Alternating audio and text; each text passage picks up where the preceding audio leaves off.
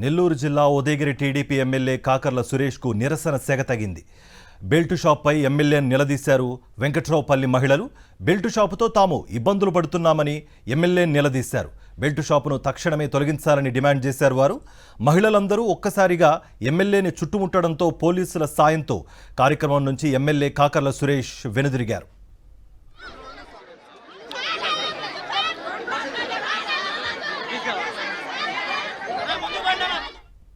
నెల్లూరు జిల్లా Udayagiri TDP MLA Kakarla సురేష్కు నిరసన సెగ తగింది.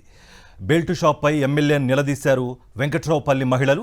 Belt షాపుతో తాము ఇబ్బందులు పడుతున్నామని ఎమ్మెల్యేను నిలదీశారు. బెల్టు షాపును తక్షణమే తొలగించాలని డిమాండ్ చేశారు వారు.